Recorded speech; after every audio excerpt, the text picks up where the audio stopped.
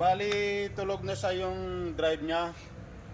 Guys, shout out guys, nandito tayo muli sa Starmatic. Kung may problema kayo sa inyong automatic transmission, sagot namin yan ni Sir John dito sa Starmatic. So katulad ng ribbon nito guys ay nagkaroon ng problema sa kanyang drive. Ito yung ribbon na aming nire-rebuild ni Sir John at bigyan tayo ng konting information ni Sir John. Sir John, ano bang pinaka-issue nito ng automatic transmission? Ayun sir, ang problema po nitong ginagawa natin, ito, transmission ng Toyota Revo. Bali, tulog na sa yung drive niya. Pagka in-engage sa drive, ang tagal bago kumapit, kailangan pang apakan ng accelerator. Brum brum ganon, mga 5 to 10 minutes bago naka-engage yung drive niya. So, binuksan natin yung transmission, anong naging problema nakita natin? Yung mga rubber niya, so mga pinagpalitan natin, yung mga o-ring rubber niya guys, ayan, antitigas na. Kung mapapansin niyo, ayan, parang alambre na siya dahil nga sa edad niya na rin. Sobrang titigas na. So yun ang nagiging problema, nagkakaroon siya ng internal leak sa loob ng transmission. Yung pressure ng ATF hindi na solid, nagkakaroon ng leak. Kaya tulog sa drive, tulog sa reverse, at the same time nanununog na rin siya ng clutch.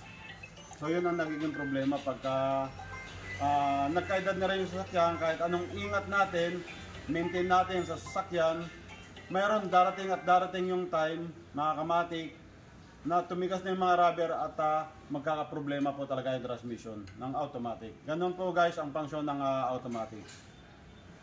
So guys, ito yung ribbon na ginagawa namin ni Sir John.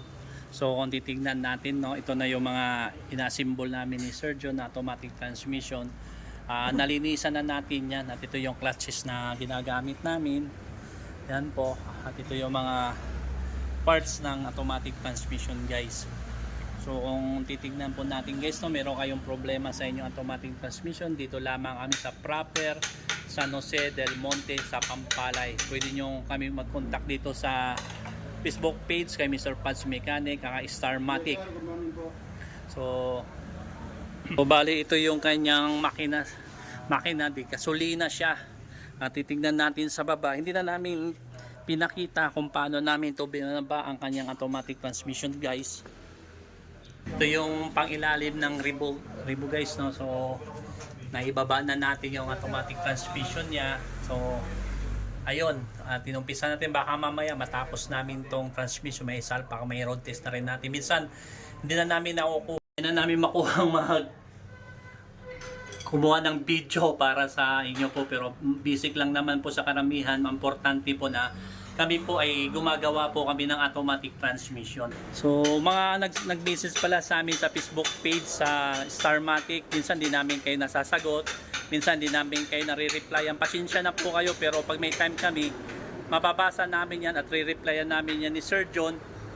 At dahil ngayon po napakarami po natin na nakapila po na automatic transmission, pero kung pupunta po kayo dito, maharap po namin kayo at maasikaso kung ano po yung magiging problema po ng inyong pong sasakyan. Muli po, ang inyong kaibigan na automatic transmission, si Sir John at si Mr. Pads Mechanic.